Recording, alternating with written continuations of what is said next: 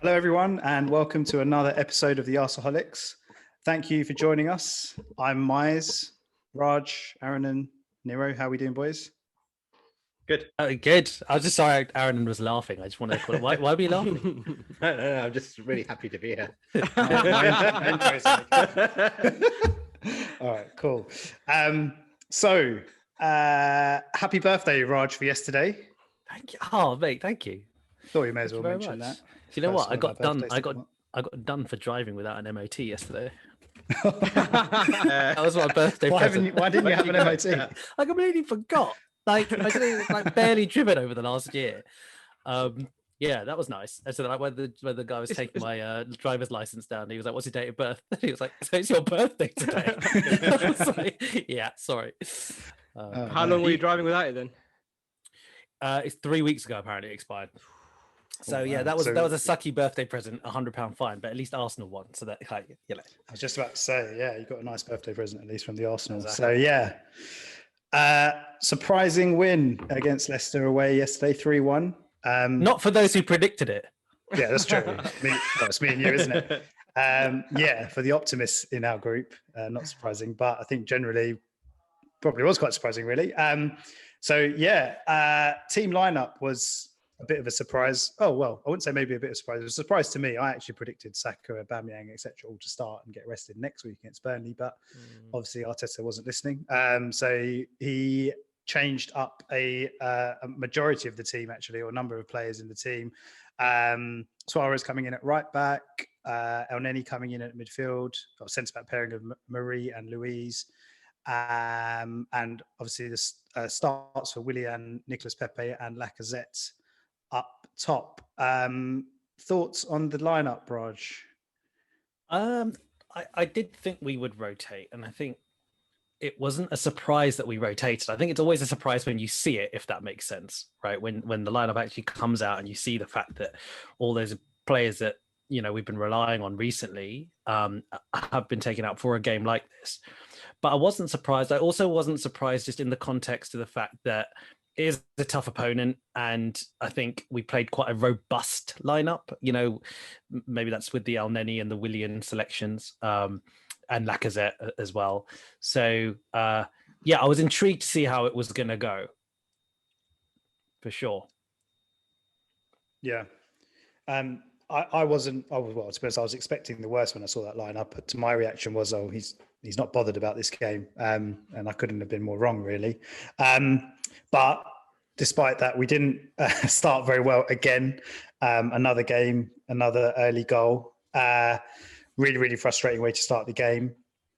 Aaron, so mistake from Xhaka.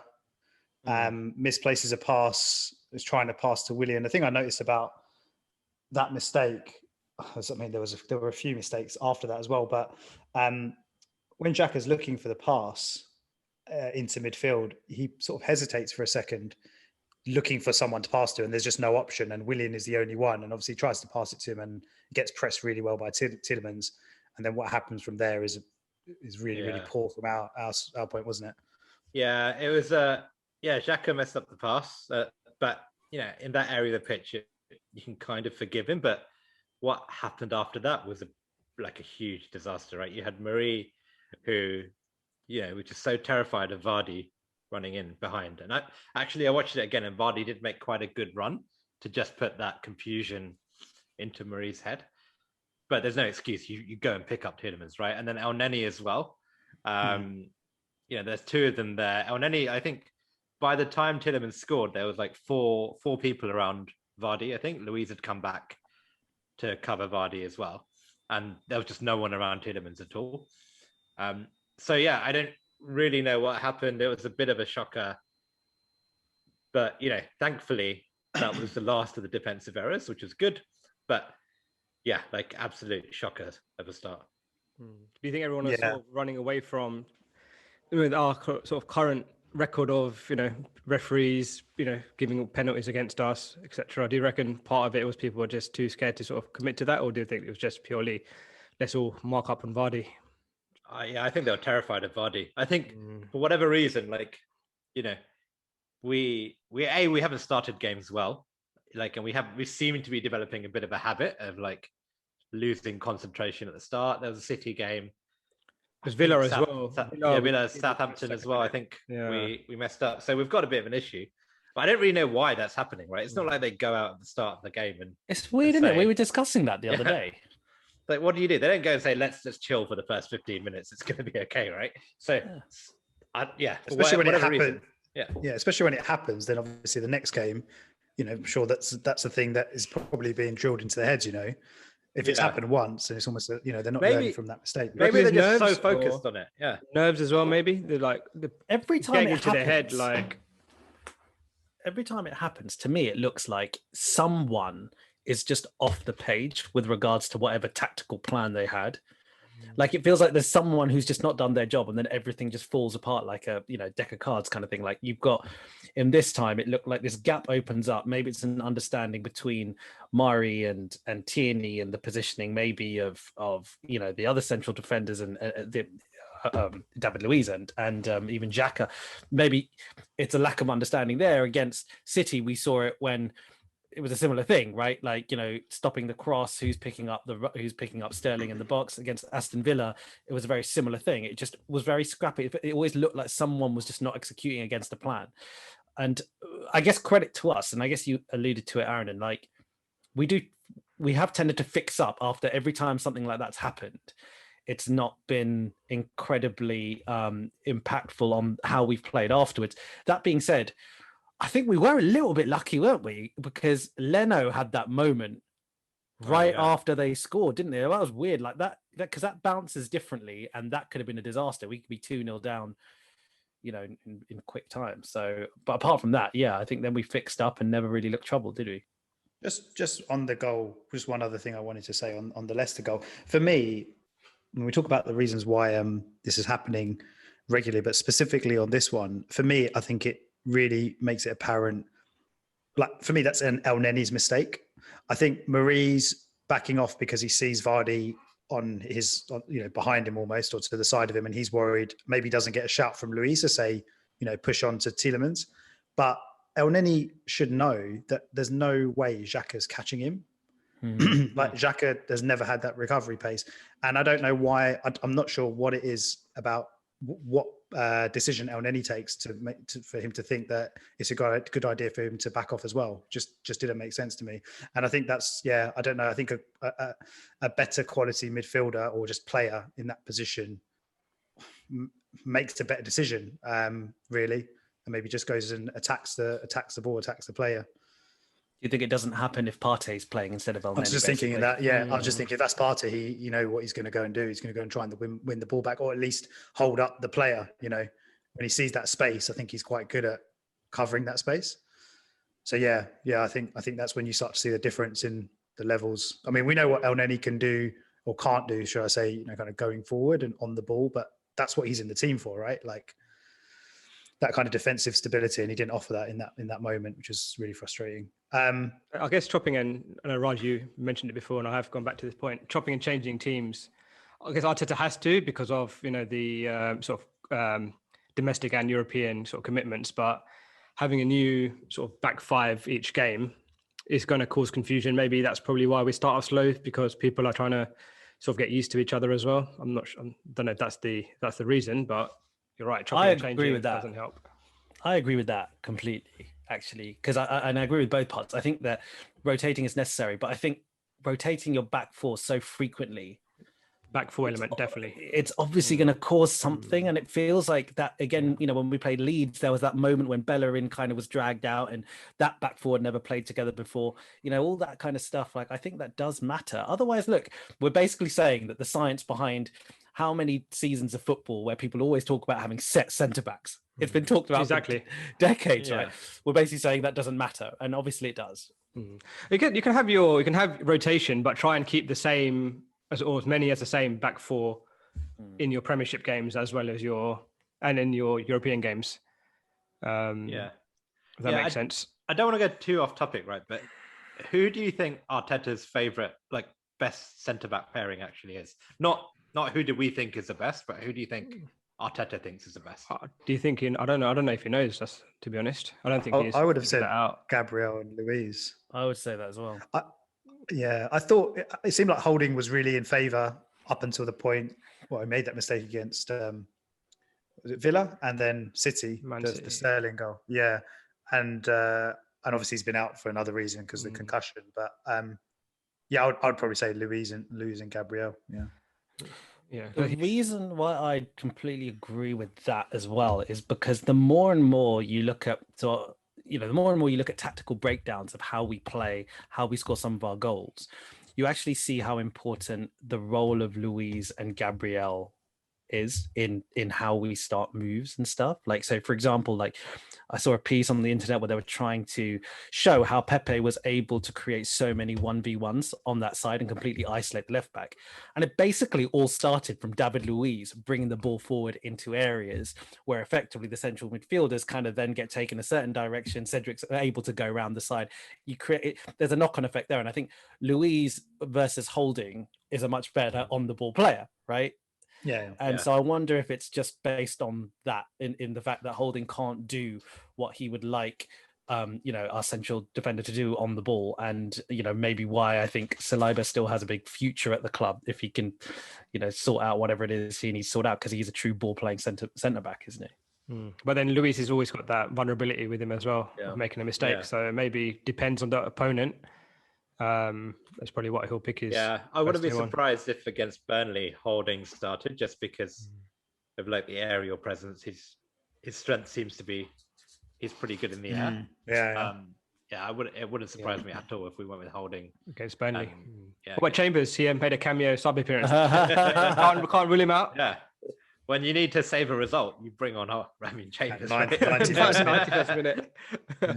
It is a separate topic, isn't it? But I really wonder what Arteta's saying to Chambers. Do you know what I mean? But he's not been in training for that long, right? He's only just come back. Is that right? Or it feels like I don't know, on the scene like for a little while now, doesn't it? Has he been fit for a while? I thought he just came back. Sort of. Honestly, I wouldn't be surprised if Arteta's probably there going, let me just hold him back for as long as I can, so he doesn't give me a problem that I have to deal with, right? Because at some point, Chambers is going to go, yes. So am I like 5th, 6th? Like what do you want me to do here? It's an interesting conundrum. We could do a whole series of podcasts on Arsenal centre backs. To be fair, he's 6 now. He probably was 8th when the season started. Yeah, exactly. Exactly. Yeah, that's a good point. Yeah. And then don't forget, Mavropanos is still on loan. Saliba is still on loan. Wait, in the summer, we should do it. Every week, we just profile a different centre back. No, definitely. And I think that, as we covered after those errors, I think we just got, really good and really in control of the game. And that isolation on Pepe's side was fantastic. I thought I don't know if it was just a really basic tactical plan that we did that Leicester just didn't think about, which surprises me because it feels like Rodgers is actually quite good tactically. And I don't really understand why he repeatedly allowed that fullback to be isolated in that way. And Pepe just had him on toast, didn't he? The whole first half was ridiculous. It was like, honestly, like this. I think indeed he was going over there quite a lot as well. And he obviously gave away the penalty between him and Tielemans, right? The penalty that was then overturned, which again, it was great play by Pepe. He actually wins the ball back, I think, on that far side really well. 1-2 of Lacazette. And unfortunately, was initially given as a penalty, overturned to be a free kick. I thought on first viewing on that, I thought it was a penalty. You watched the replays in slow motion and it seemed like it wasn't. I think, Raj, you said it wasn't as clear to you. Yeah, again, maybe that was rose-tinted glasses at the time. I think that the way it looked like to me was that it's so borderline that the fact that it was given, I felt, should it be overturned? Again, it comes back to that. But I think, honestly, with it all slowed down, it does look like the first contact was outside the area. And there's a debate as to whether there was ever even any real contact from the second player, Tielemans, when he kind of came over. But again, I think it's one of those that I was surprised at the fact that it was given that it was overturned. That's what I was surprised about. I think when you watch it back, there wasn't any contact. It just really didn't look like there was any contact from If there was Tielemans. contact with Tielemans, then should it have been a penalty? Yeah. Or is it It would have been a harder decision, right? Because the fact that the first contact was outside the box, they gave a free kick. Free kick, right? Yeah. But the argument could have been the first one didn't knock him over. It was the second one that knocked him down. If there was exactly. contact, then it would have been. But I think, I didn't see enough contact, to be honest. I think it was fair. I think it was fair to have a free kick. Yeah. Well, luckily for us, we managed to get back in the game pretty quickly. Again, Pepe, as you said, Raj, causing their left back massive problems. I think it was him.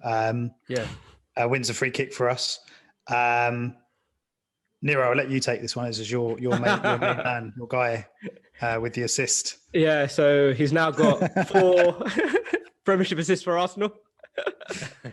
He's got 5 then, actually, hasn't he? Because the second one didn't count. I don't think. No. Harsh. Deflection. Yeah. Harsh. So harsh. I was getting very excited there for a minute. Yeah, had the whole podcast right. It was. It was a good move, though, wasn't it? In terms of a set piece, it's what we're paying a set piece coach for. I think initially my response was, he was very poorly marked. But then I think it was, if more than anything, it was sort of good movement. It was, yeah. It was a good run. Luiz. I've got a question for you guys. So, David Luiz and Willian obviously combined for a goal for Arsenal, and they did for Chelsea as well. Yeah. Which other Arsenal pairing combined for a goal for us and another team? Oh. Which other us? What for us first? What? Sorry. Or whether it's for us or not. So David Luiz and Willian scored. They combined for a goal for Arsenal, and they did for Chelsea. So another pairing scored for Arsenal as a combination, and they scored another one for a different team. Do you guys know? It's got to be a City combination, hasn't it? Like Nasri and Adebayor, or no, wait, you mean in the current team? No, not current team. Oh, ever, yeah, in the Premiership. Is it someone and Van Persie? No, it can't be. No. Mate, we could be here all day, lads. Ashley Cole and someone. It was John Hartson and Ian Wright. Oh, the same for West Ham. For West Ham. Okay, interesting. I was actually thinking you meant the current team, so I was like Cedric and Callum Chambers, maybe at Southampton. That was the only way I could go. Oh, wait, Odegaard and Ceballos could have been. Very good. Yeah, okay. But yeah, very good header. Very good. It was a good header. It was good movement as well, as you said, Nero. Yeah, it was clearly planned. I think it's Lacazette who pulls his movement. It might have been Johnny Evans away and creates a bit of space. And yeah, it was a really good header, wasn't it? Right into the corner, gets a really good contact on it. Have we brought in? I don't know if I'm making this up. I think we brought in a set piece specialist coach. I think. Yeah, we just said that. That's what you said. I heard somewhere 5 minutes ago. Yeah. Well, it's interesting because his effect, the effects of him have been very evident from the defensive side. So we very, very, very, very rarely concede from set pieces. But it's been a bit of a joke this season, I feel, attacking wise. Like we look like we have these massively rehearsed moves. Sorry, has Mize crashed? Has Mize crashed? Oh my God, this is fantastic. I think he was very happy there. That was a great look, Mize. You were just sitting there going... hang on, we're gonna have to put... So, yeah, the set-piece coach, I think it's been evident from a defensive perspective because we rarely concede goals from from set pieces, but attacking wise it's just seemed a bit of a joke, right? Because it seems like we've had these massively rehearsed maneuvers that are executed so badly apart from Leicester, where that was a very good move. Yeah, it was nice because you like you said, Miles, it looked like a few of the defenders, our attackers took their defenders out of position as well. And then, it was a perfect ball from Willian. Fair play to him. And then, but then David Luiz still had a lot to do with that header. But he pulled it off perfectly. Yeah, he did. So 1-1. And I think it's at that point that Smith Rowe goes down as we're about to kick off. Is that right? Is that when he goes down, I think, and comes off? Was it just after we go 1-1, right? It was just after one of the goals, yeah. I think it was that one, which is obviously a bit of a blow.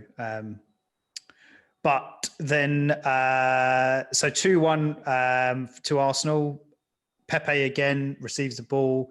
I don't think he does very well in terms of his touch. You can see he's trying to set him. He's on that sort of corner edge of the box, trying to set himself on his left foot. He doesn't take a very good touch. And then as he goes to shoot, he falls over, he slips. but was it Ndidi who gives away the penalty? Hands all over the place. I was amazed that the referee didn't see it the first time round. I mean, to be fair, I didn't sort of look at the replay to see where the ref was and his positioning, maybe, as a player blocking him, but how high Ndidi's hands were and how clear it was. The play had to run on, and he had to, and even, this is the thing I don't understand. VAR asked the ref to go and look at it. So what, the VAR saying that they couldn't make that, it wasn't clear to them? I think it's one of those where they try and let the ref make the decision, which is one of those procedural bits of nonsense, which is designed to show the ref is in control. But I don't know why VAR took so long to look at it, right? Yeah, you need one replay, tell the ref to go and look at it. To be fair to the ref, he went to the screen and within about 10 seconds he gave the penalty, but he looked at it once. He literally looked at it once. But VAR looked at it about 15 times, trying to find every reason to disallow it. But then it was no, look, this is a Stonewall handball. But just to get back on that goal, that all came, again, I'm going to be eating humble pie here, but when Willian seemed to be possessed and ran. And this running thing that Willian's doing is it's great. It just, honestly, out of nowhere, he was right, I'm going to give this a go. Maybe it was confidence from the assist, and he just it was the best thing he's done with him for in 6 months, right? But he beat a couple of players, and then I think he played it onto Erdegaard, who then played it onto Pepe, who then I don't think whatever he was doing was very good, like you said, Miles, but gave us a pen. At this point, Pepe is on the end of every single thing we've done right? Mm-hmm. He won what was originally a penalty, but then became a free kick. He then won the free kick that led to the first goal. He then, wins this penalty with his shot, right? At this point, it's really the Pepe show with that regard. And I guess this is the end product that we've all been waiting for. That kind of impact on a game, that real X factor, isn't it? Yeah, definitely. I just hope both of them both Willian and Pepe can just keep it sort of consistent. They've clearly both got the quality there. Just hope that the youngsters coming through has sort of made them now look for that extra gear and now sort of push on. And we started the season off as them two, us being our first teamers, right? So I don't know. That's a question for you. Do you think their performances give Arteta something to think about more, or do you think Arteta was always clear that in this situation these are the kind of wingers that I want, and in a different situation actually I'd be playing Saka and ESR again? I think it does depend on sort of opposition. I think to a fair amount. I think with this, I think with against Leicester, for example, I don't know actually. I guess time will tell, I suppose, right? Yeah, it's hard. It's hard to sort of judge it after sort of one game. Whereas right now, I'll be them two are quite. They're now both confident. Rest the youngsters, keep them refreshed, and with these two are high, they've obviously got the quality and the experience to do it. Come next week when they have poor games, I might be saying, stick with the youngsters. So it's one of those things. I think end of the day, we've got in a good position where we've got sort of 4 or 5 wingers who we know on their day can be match winners. And I think that's a good position to be in. It's just Arteta now needs to find the balance of, which pairings to play when, and just, keeping them all motivated and, on form as well. So I think it's not a bad position to be in, to be honest.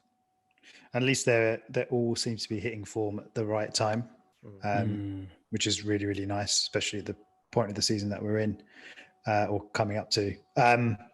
So Lacazette scores a penalty, a really, really good penalty, actually. I believe that's 5 in 5 for him in his Arsenal career, which is a pretty good record. Hasn't missed, it's nice. It's a very different style of penalty, isn't it, Much from how Oba takes penalties, I think. Yeah. Because with Laca, it really feels like once he's picked a side, he just absolutely smashes it. Yeah, he does. He smashes the hell out of it. And it's a really reassuring penalty when it goes in. He's always been a great striker. I mean, not to say always. He's a good striker of a ball. Obviously, he's a striker, but you see a lot of his goals. I mean, he's the one against Spurs recently, or was it last season? I can't remember. From miles out, and I mean, he's always had a good strike of the ball. So for penalties, backed himself. When Lacazette steps up, I feel more confident than when Oba steps up for penalties. Aubameyang's missed a few, hasn't he? Missed that. He missed a Spurs. He missed Spurs a couple of years ago. But is that it? Because I was thinking about this before we recorded. That's the only one that Ober's missed that I can think of. And I remember when they did some analysis into that, that was basically the only penalty he's taken in his Arsenal career where he's not looking at the goalie before he hits it. So really? In that penalty against Spurs, I don't know if it was the pressure in that moment, last minute against your rival. He basically just looked down and he didn't give the keeper the eyes, but he always otherwise, is kind of judging where the keeper goes and then sending it, Yeah, I was right. It was at Wembley. I was right behind that goal as well when he was shooting against it. So it was 1 minute of just euphoria. I can't remember what time. It was a late penalty, wasn't it? Very late, yeah, very late. It was like euphoria 1 minute, thinking, we're gonna sneak a win here, and then it was when he missed. It was this time of year as well because of my birthday that weekend. I remember. Oh, is it? Oh. Yeah. But you got your MOT done then, though. MOT done. Yeah, exactly. No, yeah, but I agree with you though. There's, for some reason, I get a bigger sense of confidence when Laca is about to take the penalty, because I just feel like even if the keeper goes the right way, he's probably is still gonna go in. It's when a striker just smashes it, right? I know, like Vardy does the same. He doesn't mess about with penalties. It's like, I'm gonna get this. I'm gonna hit it as hard as I can into the corner. Kane is the same. Yeah, it's very reassuring. Kane's the same. It was a good penalty. So we went into the break 2-1 up. And the second half, we started again pretty well. And the goal that we scored to make it 3-1 from Pepe was a really, really nice goal from an Arsenal point of view, wasn't it? So I was watching it back, and I was really impressed with Xhaka actually for the goal, because the ball seems to be bouncing around in the middle of the pitch. I think it's Lacazette trying to kind of get control of it. There's a couple of Leicester players around him, and Xhaka just comes in and just thinks, screw this. And he just comes out with the ball, and all of a sudden there's all this space, and he's running. He runs onto the ball, brings it out, and plays it out to Pepe, who goes on like one of his dribbles directly towards the goal and passes it into Odegaard. And at this point, you're seeing like everyone flooding forward, and we've got like 4 or 5 players in the box, which is not much. We haven't seen that much this season. And Odegaard, I was really, really impressed. So first touch on his left foot, and then straight away, I think it's outside of his left foot, just flicks it out to Willian. And the thing I noticed about this goal, Odegaard, the whole time as soon as Pepe receives the ball, the whole time Odegaard's looking to his left. He's looking to see who's like coming, who's alongside him, where's the defender. And he seems to be the sort of player that's always trying to, create that picture of what's around him, where players are, where the runs. And they say that that's what the best players do. They used to say that about Bergkamp, etc. So it's really, really nice to see. And he knew that Willian or Lacazette, he knew that someone was there to receive that pass. Unfortunately, Willian doesn't get the assist, Nero, but managed to luckily get it through. I think he was shooting. Yeah, it looked like he was just sort of trying to flick it past the keeper, and somehow makes his way to Pepe. And nice, easy finish. Good goal. So I probably done all the describing. What do you want us to add to that, mate? Yeah, exactly. I thought you were going to talk about Willian again, Nero. Anything you want to add on the goal? Sorry, I did go on. I think the quality of the move deserved a bit of luck at the end. I think, like you said, like there were all these good things about that goal. So many good things about that goal. Xhaka's role in it. I think Laca did some great work battling for that ball in the middle of the pitch. And then the thing that was so palpable, like you mentioned, Miles, is 5 players sprinted. They just went. They were all, and it was like, well, hang on, you all mean business here, right? And they all got in a situation where I feel like you're able to make the best out of their strengths. So Odegaard's got in a position where he's in a tight space in the center where he can distribute it wide, and then you've got that really cute ball. Fine, it needed a little bit of luck, or if it was a shot or whatever, but it's come in and Pepe's there waiting. It deserved it. They wanted to execute something, and it happened. So it was so encouraging to see that, and it was so nice. I don't know if you guys saw afterwards, but Tierney in the celebration basically just took Xhaka aside and was just like, "That was you, mate. Like that was all you." Like, which was really nice, I think, because it just shows, I think, the appreciation that they have for one another. It was nice seeing them all celebrate. One of the nice things I think about that celebration is seeing the guys who have been stepping up recently for us Oba and Saka, there with the team. And it was always kind of like, okay, it's your turn now, boys. Do you know what I mean? That was very nice, I thought. Yeah. I think it was especially those three you named there, like they have been getting a lot of criticism all year and stick from fans. Even like we've all had a pop at Willian, Pepe or Lacazette at some point sort of this season, and if they should warrant, first team football or even being at the club. So it was good that, Arteta sort of brought them into this kind of game. Tough game as well. It wasn't an easy game away at Leicester. And all three sort of stepped up. And it's good to see them sort of enjoying the football as well. Completely, mate. I think the interesting thing about all those players is when they play well, they give something unique. Right? They're a bit different to, and I think with Laca in particular, I really notice it these days. Like the way he played against Leicester, we don't have a centre forward who can do those things. But when he's not executing them very well, it looks very frustrating because he doesn't necessarily give you some of the things that Oba does, right? So, but he, like his role for that third goal, like his movement in even the first goal, like his penalty, he works so hard. He's this little unit, small centre of gravity, very strong, very uniquely is able to maneuver the ball and use his strength. And when it's working, it's working. And Leicester are a good team, man. Leicester are a good team to go away to and come away with 55% plus of the possession and win 3-1 after going a goal down. It's not easy. Yeah, it's interesting you said on Laca, right? I think he's one of those strikers where if you watch highlights, you probably think he's pretty average, but I think as a defender, he's probably really annoying to play against because he will be like, one time he'll be in front of you, then he'll be behind you, then he'll be on the end of a deflected cross when you think you know where he is. He's always moving around, just being annoying. Whereas with Oba, you kind of know what you get, right? You either stop him, and if you do, then he's not going to do anything else. But obviously, Oba still has a lot of other threats.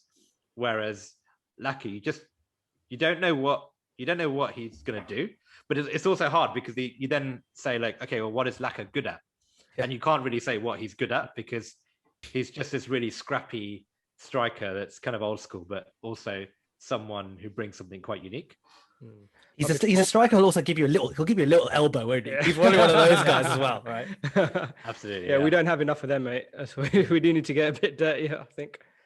But I think, no, I completely agree. I think we could always see that Laca's got that work rate and what you can sort of see what he does, but he never added like goals and assists to his game. But I think this season, he's definitely sort of brought that on. And he's sort of linking up play a lot better, getting the assists, getting the goals. So I think him adding that to his game has definitely made him more of a valuable player for us. He's had to do that in the early part of the season when we didn't have a creative player playing, right? Like he was essentially operating as a number 10 when he was playing as a striker, and that's why he was dropping deep so much. But yeah, no, I completely agree with you guys on Lacazette. I mean, generally, after we went 3-1 up, I thought we were pretty comfortable in the sense I felt like we just dominated the game, and I don't think Leicester offered too much. I'm just trying to think of any chances that they had to come back. I remember the one right at injury time, Iheanacho, I think it was, when he should have scored, really. Maybe it would have been too late anyway, probably a consolation goal. I think it was sort of like the 94th, 95th minute. I can't think of any others. But I felt like we had the game under good control for the majority of it. Sorry, yeah. Yeah, I think as a team, we're actually getting quite good at controlling games. Ever since, I think with this Arsenal team now, it's quite clear you've got like pre-Chelsea Arsenal and then post-Chelsea Arsenal, right? Like around Christmas time is when we sort of figured out how to play as a team. And this post-Chelsea, post-Christmas Arsenal are very good at, moving the ball around pretty well, keeping control of the ball, not giving away too many chances. As a structural team, I think it's looking a lot more like a plan is coming together when it comes to like the way we move the ball. You see trust. I feel the players trust each other as well. They kind of know what each other's going to bring to the table. And your point around since that Chelsea game, that's what makes the Wolves and Villa game so annoying, doesn't it? Because it has been so good, and that Wolves game genuinely so unlucky, in my opinion. And Villa was, I think, still feeling a bit of a hangover for them from that game, to be honest. Yeah. That first half that was. Oh no, sorry, go on, mate. So just saying, the first half of that Wolves game was still some of the best football we've played. Yeah. In terms of like the way we moved it around. But yeah, still does my head in how it ended. Yeah, that Chelsea games is funny. Imagine if we never had those injuries and Smith Rowe never had started and scored and played well. We might not even be talking about him right now. So it's sometimes those bad luck. Who was injured? I can't remember, but who was injured? Willian. One of them had COVID. He went to Dubai, didn't he, or something like that? So he couldn't play, obviously. And Luiz, was he suspended from the previous game or injured? Gabriel got COVID, didn't he? They had that mysterious Christmas Gabriel, party, didn't they? Yeah, something like It's a Brazilian It's trio. just weird how things work out like that. Well, it's funny, isn't it? Because like Arsenal careers have sort of been made that way. Because if you remember, that's how Bellerin got his break when Debussy got injured. Yeah. And then he got his break, and then he just became this force of nature for a couple of seasons, right? Like it is interesting. But I think when we look specifically at this Leicester game, and we talked about this previously, but I've been so surprised. I was so surprised in this game that Leicester have basically played the same tactic 3 games in a row, and we played them in the League Cup at the beginning of this season, and we went away, and we won 2-0. And I remember that game thinking it's really weird how defensive Leicester are playing. It's really weird how much they're backing off. Why are they playing on the counter at home?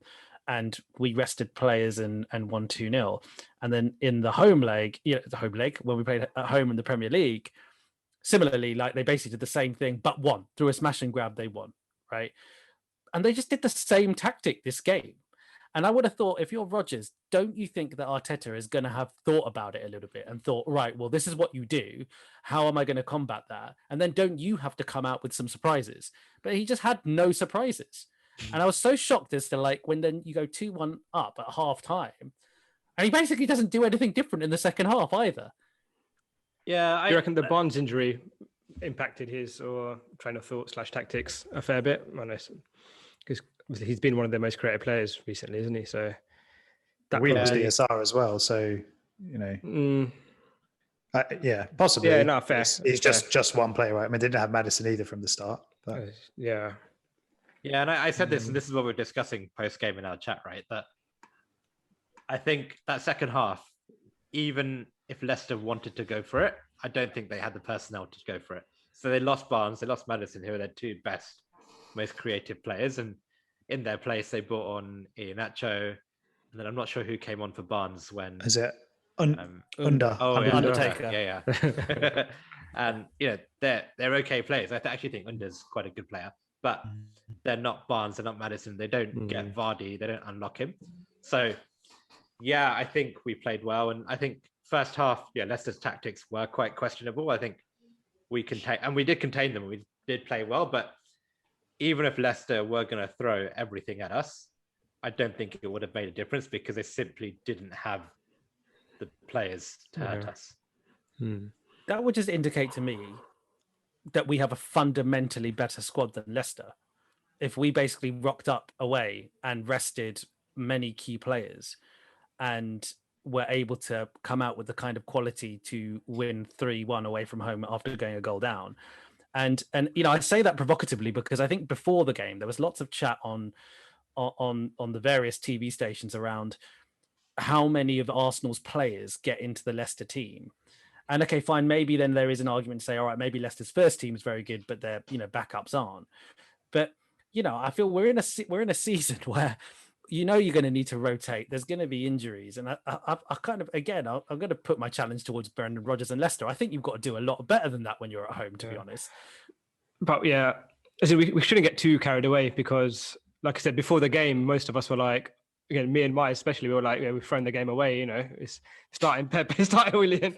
There's no chance. So yeah, it's hard to. I do feel like in these kind of games for us to win, we need like every player sort of playing well. And like Pepe was on fire, Willian was on fire, Xhaka played, I thought well, Laca played well. So in these kind of games, we do need everyone firing to win.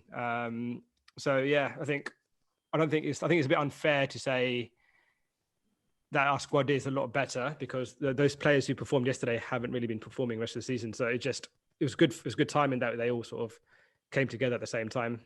Yeah. Also, I think it's kind of like how and who you take out of the teams, because we were lucky, right? We lost Smith Rowe and we had Odegaard to bring on, right? If we didn't have Odegaard, and I think we would have played a lot considerably worse, right? You saw what, pre-Christmas, pre-ESR, pre-creative midfielder Arsenal was like. We were hopeless, right? And again, you take certain players out of teams, the whole thing just crumbles. And I think that is Leicester minus Maddison, and then especially Leicester minus Maddison minus Barnes. They're just not a functional unit, right? And if those two players are out for like a while, I think they're going to struggle big time. And I think their kind of position in the top four could be under massive risk. It's the same with like a lot of teams, right? You take Fernandes out of Man United. Remember Man United before Fernandes, they were, hopping around where we were, right? They bought Fernandes, the whole thing clicked, and he won them a lot of like penalties, and like he's individually he's come with a lot of goals, but he's made Man United better, right? And yeah, thank God we had Odegaard to bring in, because without him, without someone playing in that creative role, either as a 10 or somewhere else, we would be a lot worse.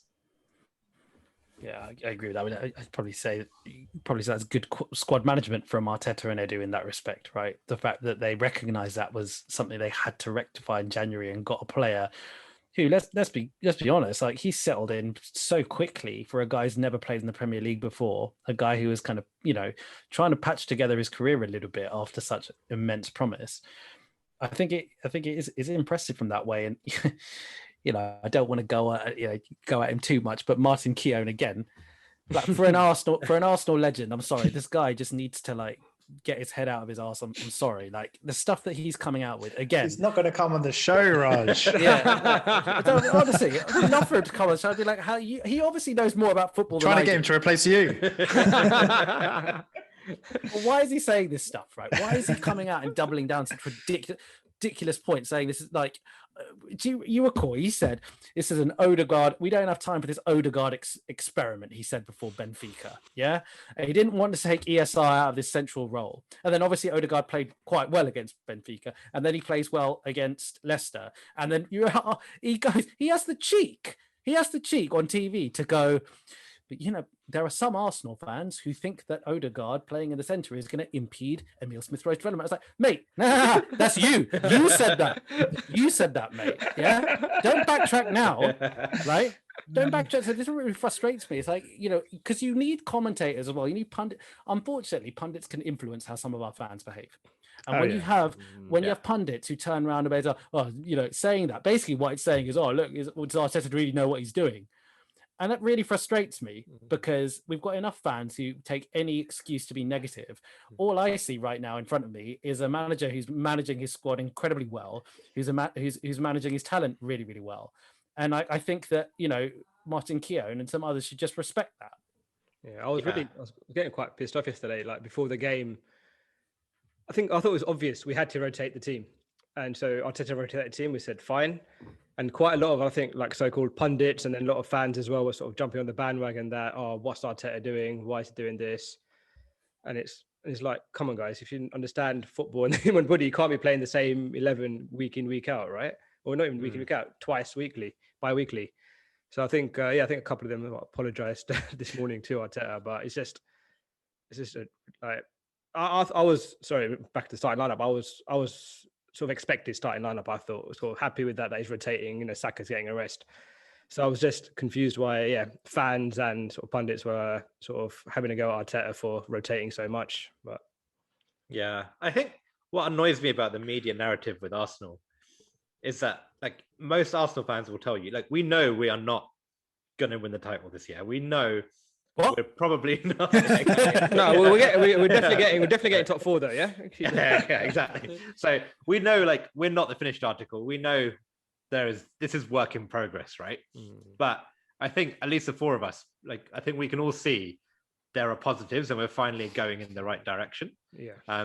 Whereas under Emery, that was always questionable, right? But just some of the criticisms are so lazy. Like Arteta does have some genuine areas to improve on, right? Like we talk about his game management, his subs are often questionable, and yeah, some of his team selections here and there are questionable, but like playing Odegaard is not one of them, right? Playing like rotating or resting Saka isn't one of them. I'd love some proper analysis of Arsenal. Use the right word. It's lazy. It's just lazy. I'm saying it's his first gig, right? As management, so he's going to make mistakes, and as long as he's learning from those mistakes, that's all we can ask for. And I think, to be honest, I think fans need to understand that this is a rebuilding process, and it's going to take time. And we can sort of see the improvements. Like we've always accused Arsenal of leaking goals left, right, and centre since the Wenger days, right? No matter how good we are going forward, we've always been terrible at the back. He's addressed that situation first. He's like, can't be, if we don't concede, we can't lose games, right? So he's addressed that first, and now he's obviously slowly then, okay, let's keep ball, let's keep possession, let's control games, obviously without the creativity bit. Fine, let's sort of master that. The next stage will come, let's be creative. Then next, let's create goals. He's getting the team buying into this sort of philosophy, and we'll lose loads of games on the way. But as long as we can sort of see... Hopefully not loads, but yeah. Not too many, but already this season. But hopefully as long as we can sort of see improvement, even if we lose a game here and there, at least we're not getting... whatever people say about how we approached the Man City game, we're not getting battered 4-0 like we would have. Very true. Yeah. And that's a very good point, because if you see the stats, the amount of games we lose 1-0, the vast majority of games we lose by 1 goal. Yeah, we have this season. That's very different to how things were lost before. The City, I think, home and away 1-0, right? Was it both 1-0, I think? Yeah. So, Wales would have conceded like 8 goals in the last couple of seasons, probably. So, it's just, Aaron, you said before something's important, which I think is about this media narrative, and I think about how our fans, actually do think. I think I agree. I think all our fans who watch Arsenal games regularly and watch it with any degree of detail, I think we all knew things had to get worse before they got better. We knew there were so many things that just needed to be completely reset. You needed to build foundations, and I think we, as a core Arsenal fan base, believed that and knew that. So, I completely agree with you. Like, there's this narrative that, that's not the case, or that Arsenal fans are like frustrated. Like, yes, look, you go on Twitter, you'll see lots of Arsenal fans complaining about stuff. You'll see loads of them. I don't know many Arsenal fans who really love the club, who really watch our games in detail, who really haven't accepted that there's work that needs to be done and haven't seen growth in areas, Nero, like you were talking about, genuine growth areas, turning things completely around, turning behaviors around from behaviors that have been prevalent for like 15 years. Do you know what I mean? Like we're seeing good things, and who knows, it might be, I don't know what you guys think, but it might not be a case where Arteta is the one who is the forever manager. He might not be the manager who is the right one to take us past a certain level. It might be that he's a guy that needs to carry us a certain way. I don't know. But whatever the case, I can't fault the job that he's doing, to be honest. I think he's had such a tough job, and I think he's made such palpable changes. 100%. Yeah, I think I agree with everything you guys have just said, really. Nero, you touched on the improvement that we've shown, and I think, there's the league table, which is the league table where we sit 10th, but the table that really matters is the table since Christmas.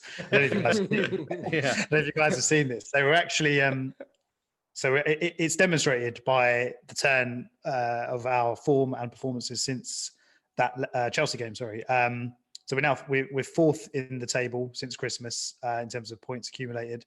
Obviously City at top, then West Ham surprisingly 2nd, and United 3rd. So 23 points from 12 games, and to be fair, West Ham have only got 24 from 12 games. So we've obviously really turned a corner. Only conceded 9 goals in that period as well, which is really, really impressive. So only 2nd to City. So that just shows how things have changed from our start of the season. Unfortunately, that start of the season that we had, or that initial part of the season, is what's going to cost us this season in terms of our league position, it looks like. But the signs are there for everything that you guys said in terms of the way we're moving. The signs are there. So I think it's definitely a case of, back Arteta, I think you can see the improvement.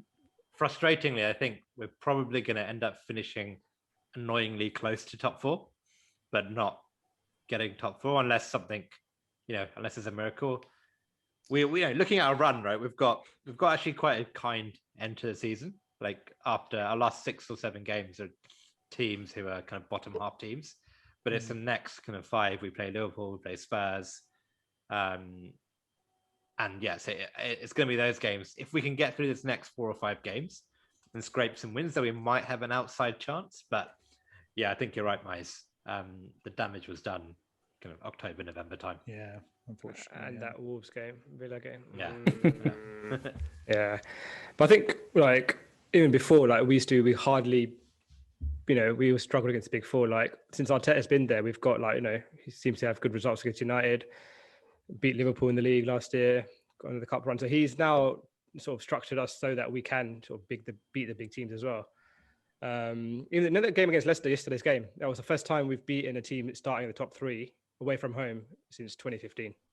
Oh, really? You know what game that was? That is a ridiculous game. That's really. Do you know what game that was? The 2015 game. No. It was the City game. Cazorla. Yeah. Was it Cazorla and? I heard that today as well. Yeah. Coquelin. Yeah.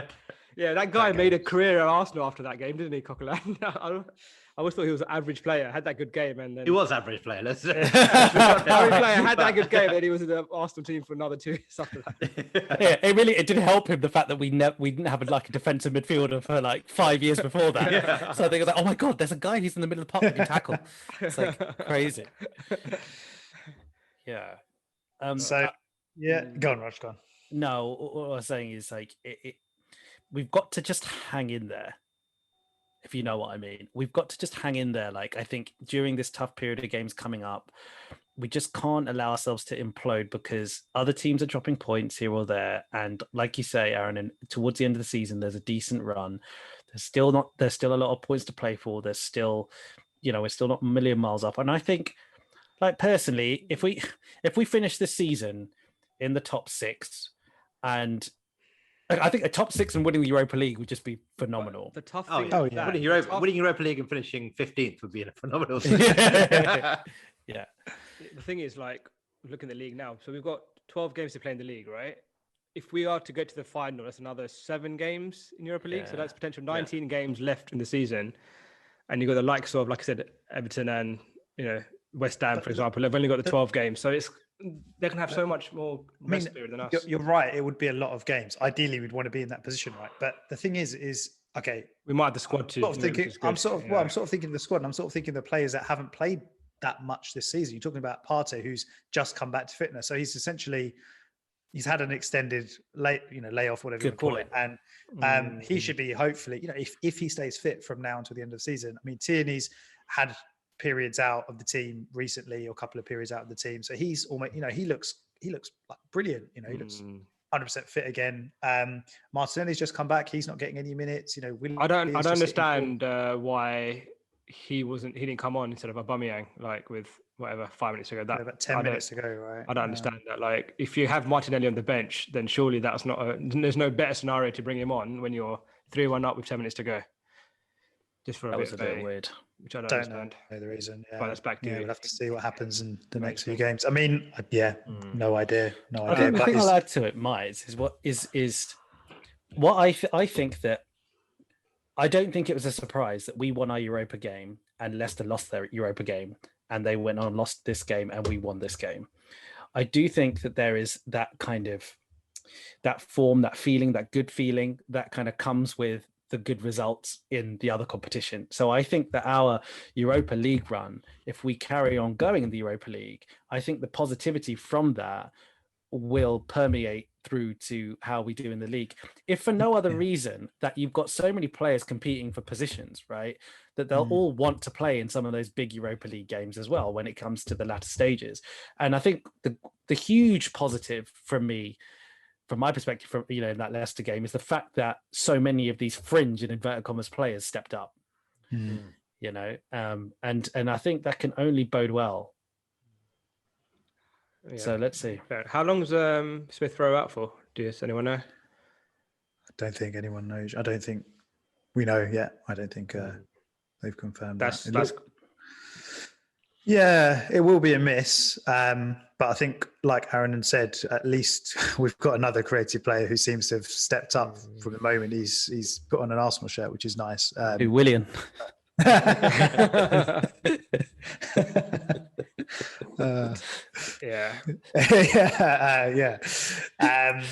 So yeah, well, we'll have to see what happens with ESR. Hopefully he's not out for too long. Yeah. Anything else, guys, before we wrap it up? Got a week off, haven't we? We've got, I was just about to say, so we've got a week until our next game. So we'll be bringing a preview of the Burnley game later in the week.